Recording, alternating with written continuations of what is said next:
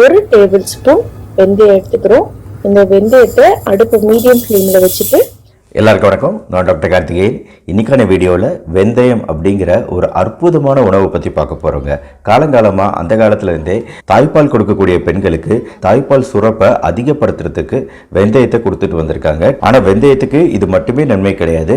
வெந்தயத்துக்கு சூப்பரான நன்மைகள் எல்லா வயதினருக்கும் கிடைக்கக்கூடிய வகையில் இருக்குது. அதே சமயம் எவ்வளோ வெந்தயம் எடுத்துக்கணும், அதிகமாக எடுத்தால் என்ன சைடு எஃபெக்ட், யாருக்கெல்லாம் வெந்தயம் ஒத்துக்காது அப்படிங்கிற புரிதலும் இங்கே அவசியம்.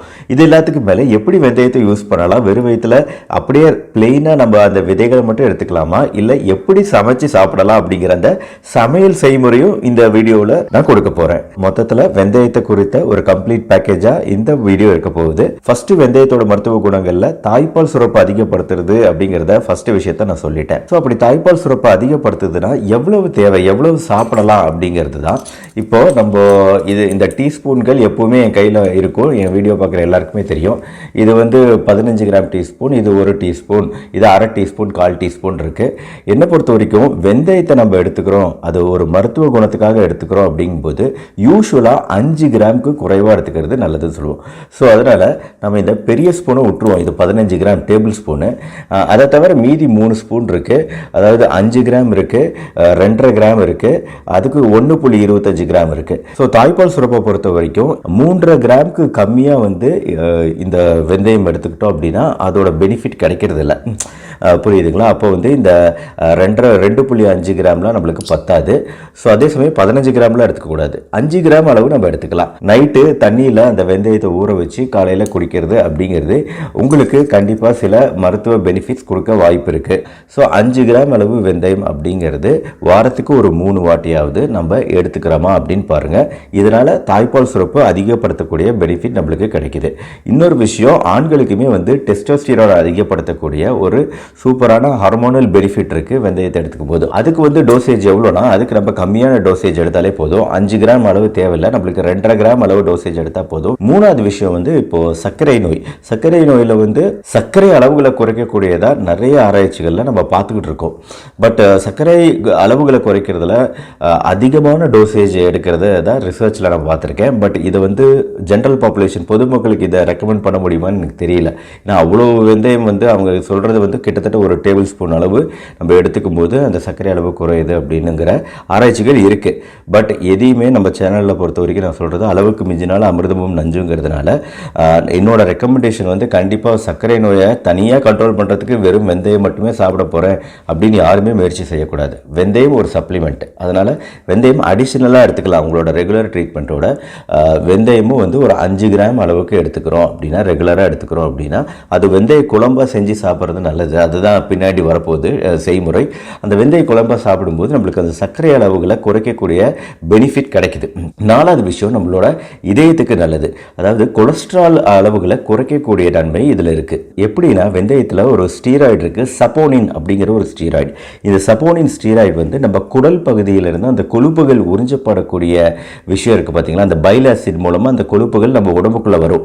ஸோ அந்த கொழுப்புகள் உறிஞ்சப்படுறதை தடுக்கக்கூடியது இந்த சப்போனின் அப்படிங்கிற ஸ்டீராய்டு. அது இந்த வெந்தய விதைகளில் இருக்குது. ஸோ இதனால தான் கொழுப்பை குறைக்கிறவங்க, வெயிட் லாஸ் ட்ரை பண்ணுறவங்க, கெட்ட கொழுப்பை குறைக்கிறவங்க, இவங்க எல்லாருமே இந்த வெந்தயத்தை ரெகுலராக எடுத்துக்கிறது ரெக்கமெண்ட் பண்ணியிருக்கிறது ஏற்கனவே பார்த்துருக்கோம். இதுக்கு ரிசர்ச் எவிடன்ஸும் இருக்குது. பட் இதுவுமே டோசேஜ் ரொம்ப முக்கியம். வாரத்துக்கு 3 வாட்டி எடுக்கிறோம், 5 கிராம் அளவில் தான் எடுக்கிறோம் அப்படிங்கிறத ஞாபகம் வச்சுக்கோங்க. ரொம்ப அதிகமாக எடுக்காதீங்க. அடுத்த 5வது, மாதவிடாய் காலங்களில் வரக்கூடிய வலி இருக்குது பார்த்தீங்களா, மென்ஸ்ட்ருவல் கிராம்ப்ஸ்னு சொல்லுவோம். அந்த மாதவிடாய் நேரத்தில் வயிற்று வலி, கடுமையான அடி வயிற்று வலிலாம் இருக்கும். அந்த மென்ஸ்ட்ருவல் கிராம்ப்ஸை குறைக்கிறதுல வெந்தயத்துக்கு ஒரு நல்ல பங்கு இருக்குது. ஸோ மாதவிடாய் வரக்கூடிய காலங்களில் இந்த வெந்தய குழம்பு நான் காட்டக்கூடிய வெந்தய குழம்பு செஞ்சு சாப்பிட்றது ரொம்ப நல்லது. 6வது, நெஞ்சு எரிச்சல் இருக்கு இல்லையா, கேஸ்ட்ரைட்டிஸ் சொல்லுவோம். இந்த கேஸ்ட்ரைட்டிஸ் நெஞ்சு எரிச்சல் வரதை தடுக்கக்கூடியது, குறைக்கக்கூடியது வெந்தயம். ஸோ அல்சர், கேஸ்ட்ரைட்டிஸ், நெஞ்சு எதுக்களிப்பு ப்ராப்ளம் இருக்கவங்க இருக்கவங்க கூட வாரத்துக்கு 3 வாட்டி வெந்தய குழம்பு செஞ்சு சாப்பிடுங்க. இது இல்லாமல் வீக்கத்தை குறைக்கக்கூடிய பெனிஃபிட்ஸ்னு சில சின்ன சின்ன பெனிஃபிட்ஸ் இருக்குது. பட் நான் இப்போ மெயின் பாயிண்ட்டுக்கு வரேன். ஏன் வந்து நிறைய சாப்பிடக்கூடாதுன்னு சொல்கிறீங்க டாக்டர் அப்படிங்கிற கேள்வி இருக்கு இல்லையா? ஏன்னா வெந்தயத்துக்கு வந்து இந்த மாதிரி சில சைடு எஃபெக்ட்ஸ் இருக்குங்க. ஒன்று அலர்ஜி. சில பேருக்கு வெந்தயமே ஒத்துக்காமல் போகலாம், அலர்ஜி இருக்கலாம். அந்த அலர்ஜி எப்படி வெளியே நம்ம உடம்புல காட்டும்னா ஆஸ்துமா தொந்தரவு, வீசிங் போன்ற விஷயங்கள் வருது. குறிப்பாக நீங்கள் வெந்தய குழம்புலாம் செஞ்சு சாப்பிடும்போது வீசிங் வருது அப்படின்னா வந்து உங்களுக்கு வெந்தயம் ஒத்துக்கலை அப்படின்னு அர்த்தம். இல்லை வெந்தயம் சாப்பிடும்போது உங்களுக்கு டைரியா போகுது, இல்லை கேஸ் ஃபார்மேஷன், உடம்புல கேஸ் ஃபார்மேஷன் அதிகமாக இருக்குது, வாயு தொந்தரவு அதிகமாக இருக்குது அப்படின்னா இந்த வெந்தய குழம்பு சாப்பிடும்போது அப்போது வெந்தயம் உங்களுக்கு ஒத்துக்கலை அப்படின்னு அர்த்தம். ஏற்கனவே இப்போ கேஸ் குறித்த ஒரு வீடியோ போட்டிருந்தேன், பல்வேறு உணவுகள் கேஸ் உண்டு பண்ணலான்னு. அதில் வெந்தயமும் ஒரு இம்பார்ட்டண்ட் உணவு கேஸ் உண்டு பண்ணுறதுல. அப்புறம் மூணாவது ஒரு விஷயம், இப்போ குழந்தைகள்லாம் வந்து இந்த வெந்தயம் சாப்பிடும்போது ஈவன் பெரியவங்களுக்கு கூட ஒரு வித்தியாசமான ஒரு இனிப்பு மனம் அவங்க உடம்புல இருந்து வீசுறதா ஒரு நிறைய ரிப்போர்ட்ஸ் இருக்குது, சயின்டிஃபிக் ரிப்போர்ட்ஸ் இருக்குது. பட் கன்ஃபார்ம்டு ரிப்போர்ட்ஸ் கிடையாது. மேபி அது எதனால் இது வருதுன்னு தெரியல. ஒரு விதமான ஸ்மெல், வாடை வருது இந்த வெந்தயம் சாப்பிடும்போது உடம்புல இருந்து. ஸோ அந்த இனிப்பு வாடைக்கு காரணம் வெந்தயம். அதுவும் குழந்தைகளில் நீங்கள் குறிப்பாக நோட் பண்ண முடியும். அப்படி வாடை வந்துச்சுன்னா அதனால் ஒன்றும் பெரிய சைடு எஃபெக்ட், பெரிய ப்ராப்ளம் எதுவும் இருக்கிறதா தெரியல. பட் மேபி நீங்கள் குறைச்சிக்கலாம்னு நினைக்கிறேன். அப்படி வாடை வரவங்க வெந்தயம் சாப்பிட்ற இன்டேக் அளவுகளை குறைச்சிக்கலாம். மிக மிக அரிதான ஒரு விஷயம், வெந்தயத்துக்கான அலர்ஜி குழந்தைகளில் மயக்கமே வந்துடுது அப்படின்னா அப்போ கட்டாயம் அவங்களாம் வந்து வெந்தயம் சாப்பிடக்கூடாது. அது சுத்தமாகவே அவங்களுக்கு ஒத்துக்கலைன்னு அர்த்தம். பட் இந்த மாதிரி சைடு எஃபெக்ட்லாம் ரொம்ப ரொம்ப ரேருங்க. மற்ற ரெகுலராக நம்ம வெந்தயத்தை சேர்த்துக்கிறது இதய நோய்கள், சர்க்கரை நோய்கள், எடை குறைப்பு, பல்வேறு விஷயங்களுக்கு உதவுங்கிறது பல்வேறு ஆராய்ச்சிகளில் ப்ரூவ் ஆகிருக்கு. அதோட லிங்க்ஸும் கீழே போடுறேன். மற்றபடி அடுத்து நம்ம எப்படி வெந்தய குழம்பு செய்யலாம் அப்படிங்கிற டைரக்ட் செய்முறை வீடியோக்குள்ளே போயிடுவோம். இந்த வீடியோல வெந்தயத்தை வச்சு சூப்பரா ஒரு வெந்தய குழம்பு தான் செய்ய போறோம். இந்த வெந்தய குழம்பு சூடா சாதம், இட்லி எல்லாத்துக்கூடயே ரொம்ப டேஸ்டா இருக்கும். இதுக்கு நம்ம முதல்ல ஒரு ஆரஞ்சு பழ சைஸ் அளவு புளி எடுத்துக்கிறோம். நல்லா புளியை கழுவிட்டு இதுல முழுகிற அளவு தண்ணி ஊற்றி புளியை கொஞ்ச நேரத்துக்கு நல்லா சாஃப்ட் ஆகுற வரைக்கும் ஊற வச்சுக்கிறோம். அடுத்ததா அடுப்புல ஒரு பேன் வச்சுக்கிறோம். பேன் வச்சுட்டு 1 டேபிள் ஸ்பூன் வெந்தயம் எடுத்துக்கிறோம். இந்த வெந்தயத்தை அடுப்பு மீடியம் ஃப்ளேமில் வச்சுட்டு நல்லா செவக்க வர வரைக்கும் வறுத்து எடுத்துக்கிறோம். வெந்தயம் நல்லா வறுப்பட்டதுக்கு அப்புறமா கொஞ்சம் பொரிய ஆரம்பிக்கும், வெடிக்க ஆரம்பிக்கும். அந்த டைம்ல நம்ம ஒரு பிளேட்டுக்கு இதை அப்படியே ட்ரான்ஸ்ஃபர் பண்ணிக்கலாம். அடுத்ததா வெந்தயம் வறுத்து எடுத்ததுக்கு அப்புறம் நம்ம ஒரு டேபிள் ஸ்பூன் அடுத்ததா பொட்டுக்கல்லை எடுத்துக்கிறோம். அந்த பொட்டுக்கல்லையும் இதே மாதிரி நல்லா செவக்க வறுத்து எடுத்துக்கிறோம். அடுப்பு மீடியம் ஃப்ளேம்லேயே வச்சுக்கோங்க. வச்சுட்டு பொட்டுக்கல்லையும் நல்லா வறுத்து எடுத்துக்கிறோம். இதையும் வறுத்துட்டு அந்த வெந்தயத்துக்கூடையே நாங்கள் இதையும் போட்ட போகிறோம். பாருங்க, பொட்டுக்கல்லை வறுத்து நல்லா வறுத்தாச்சு. அடுத்ததா 1 டேபிள் ஸ்பூன் அரிசி எடுத்துக்கோங்க. இட்லி அரிசி, சாப்பாட்டு அரிசி, எந்த அரிசியாக இருந்தாலும் பரவாயில்ல. அடுத்து அதே மாதிரி மீடியம் ஃப்ளேமில் வச்சுக்கிட்டு வறுத்துக்கிட்டே இருங்க, இல்லைன்னா அரிசி தீஞ்சிரும்.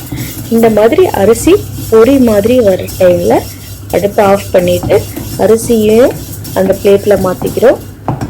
மாற்றிட்டு இது 3 ஆறட்டும். ஆறினோன்னு மிக்சியில் போட்டு பொடி பண்ணிக்கலாம்.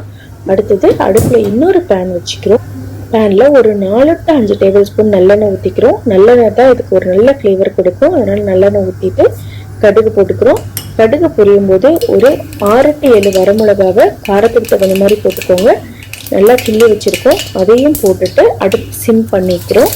போட்டுட்டு இதில் வெங்காயத்தை, சின்ன வெங்காயம் இருக்கு இல்லைங்களா, இதை ஒரு 1/2 கப் வெங்காயம் நான் எடுத்துருக்கேன். எந்தளவு சின்ன வெங்காயம் போடுறோமோ அந்தளவு டேஸ்ட் கொடுக்கும். போட்டுட்டு வதக்கிக்கோங்க. வெங்காயம் நல்லா வணங்கட்டும். இதுக்குள்ளே புளி ஊற வச்சுருக்கோம் இல்லைங்களா, அந்த புளியை நல்லா மண் இல்லாதபடி கரைச்சி எடுத்துக்கிறோம். இந்த மாதிரி வடிகட்டுறதை வச்சு புளியை கரைச்சி எப்பயுமே எடுத்துக்கிட்டோம்னா அதில் பூச்சி, மண் எது இருந்தாலும் நம்மளுக்கு ஈஸியாக வெளியே வந்துடும். தண்ணி ஓரளவு மீடியமாக ஊற்றிக்கலாம். ரொம்ப தண்ணியாட்டமும் ரசம் மாதிரி இருக்க தேவையில்லை. ஓரளவு மீடியமாக தண்ணி ஊற்றி வேணுங்கிற அளவு உங்களுக்கு புளிப்பு எந்த அளவு வேணுமோ அந்த அளவு ஊற்றிக்கோங்க. ஊற்றிட்டு இதை கொதிக்க வைக்க போகிறோம். இதுக்கு தேவையான அளவு உப்பு போட்டுக்கிறோம், மஞ்சத்தூள் போட்டுக்கிறோம். அவ்வளோதான். காரம் சப்போஸ் உங்களுக்கு பத்தலைன்னா மிளகாத்தூள் ஆட் பண்ணிக்கலாம். வரமிளகாவே காரம் இருந்துச்சுன்னா அதுவே போதுமானதாக இருக்கும். இப்போ இது எல்லாமே இந்த புளியோட பச்சை ஸ்மெல் போகிற வரைக்கும் ஒரு 10 நிமிஷத்துக்கு இதை நல்லா கொதிக்க விடணும். மீடியம் ஃப்ளேமில் அடுப்பை வச்சுட்டு கொதிக்க விடுறோம். நடுவில் இதில் வாசத்துக்காக கொஞ்சமாக கருவேப்பிலை ஆட் பண்ணிக்கிறோம். உங்களுக்கு முதலே வேணாலும் முதலே கருவேப்பிலையை போட்டுக்கலாம். போட்டுட்டு இது ஒரு 10 நிமிஷத்துக்கு மீடியம் ஃப்ளேமில் பச்சை ஸ்மெல் போகிற வரைக்கும் நல்லா கொதிக்கட்டும். அதுக்குள்ளே நம்ம ஆற வச்சு வச்சுருக்கோம் இல்லைங்களா, வெந்தயம், அரிசி, புட்டுக்கடலை, இது 3ஐயும் மிக்சியில் தூள் பண்ணி எடுத்துக்கிறோம். தூள் பண்ணி எடுத்தாச்சு. இப்போ இந்த தூள் பண்ணி எடுத்ததை 10 நிமிஷமும் நல்லா கொதிச்சிட்ருக்கு இல்லைங்களா, இதில் இந்த பவுடர் அப்படியே ஆட் பண்ணணும். அப்படியே ஆட் பண்ணால் கட்டி பிடிச்சிங்கிறதுக்காக நான் கொஞ்சமாக தண்ணி ஊற்றி இந்த மாதிரி நல்லா பீட் பண்ணி வச்சுக்கிறேன். கட்டி இல்லாமல் கரைச்சி வச்சுக்கிறேன். கரைச்சி வச்சதை அதில் இப்போ அப்படியே ஊற்ற போகிறேன். ஊற்றும் போது நம்மளுக்கு கொஞ்சம் கூட கட்டிப்படாது. இப்போ பாருங்கள், இந்த கன்சிஸ்டன்சியில் இருக்குது. இந்த டைமில் நம்ம கரைச்சி வச்ச அந்த பவுடரையும் ஊற்றிட்டு அடுப்பை நல்லா லோ ஃப்ளேமில் வச்சுட்டு ஒரு 5 நிமிஷத்துக்கு கொதிக்க விடலாம். இப்போ பாருங்கள், இந்த மாதிரி இருக்கும். இது ஆறுச்சுன்னா இன்னும் கெட்டிப்படும். ஏன்னா நம்ம புட்டுக்கடலை போட்டுக்கிறதுனால, அதனால் வேணுங்கிற அளவு தண்ணி ஊற்றிக்கோங்க. ஊற்றிட்டு உப்பு, காரம் எல்லாம் இருக்கான்னு பார்த்துட்டு கொதிக்க விடலாம். மறுபடியும் ஒரு 5 நிமிஷம் நான் சொன்ன மாதிரி 5 நிமிஷத்துக்கு அப்புறம் நம்மளோட வெந்தய குழம்பு சூப்பராக ரெடி ஆகிடுச்சு. இதில் கடைசியாக உங்களுக்கு வேணும்னா நம்ம இதில் வெல்லம் போட்டுக்கலாம். இந்த புளி இது இருக்கிறனால இதில் கடைசியாக அந்த வெல்லம் போடும்போது இந்த குழம்போட டேஸ்ட்டை இன்னும் கொஞ்சம் நம்மளுக்கு சேர்த்து கொடுக்கும். ரொம்ப டேஸ்ட்டாக இருக்கும். ட்ரை பண்ணி பாருங்கள். இந்த குழம்பு இட்லி, சாதம், சுடு சாதம் எல்லாத்துக்கூடயும் டேஸ்ட்டாக இருக்கும். கடைசியாக கொத்தமல்லி தூள் தூவி சர்வ் பண்ண வேண்டியதான். நம்மளோட வெந்தய குழம்பு சூப்பராக ரெடி ஆகிடுச்சு. ட்ரை பண்ணி பாருங்கள். தேங்க்யூ. ஸோ செய்முறை உங்களுக்கு பிடிச்சிருக்குன்னு நினைக்கிறேன். ஸோ இந்த மாதிரி நம்ம வெந்தயத்தை சேர்த்துக்கும் போது இயல்பாகவே அந்த பசி அளவுகளை கட்டுப்படுத்தக்கூடிய தன்மை வெந்தயத்துக்கு இருக்குது. ஸோ அப்படிங்கும்போது நம்மளுக்கு எடை குறைப்புக்கு ரொம்பவே நன்மை தரக்கூடிய, மற்ற ஆரோக்கிய நன்மைகள் தரக்கூடியது இந்த வெந்தயம்ங்கிறது உங்களுக்கு புரிஞ்சிருக்கும். ஸோ கண்டிப்பாக இந்த குழம்பு செஞ்சு சாப்பிடுங்க. எப்படி இருக்குது அப்படின்னு சொல்லுங்கள். இந்த வீடியோ பிடிச்சிருந்துச்சுன்னா லைக் பண்ணுங்கள். நம்ம சேனல் டாக்டர் கார்த்திகேயன் மறக்காம சப்ஸ்கிரைப் பண்ணுங்கள். மறுபடியும் அடுத்த வீடியோவில் மீட் பண்ணுவோம். நன்றி, வணக்கம்.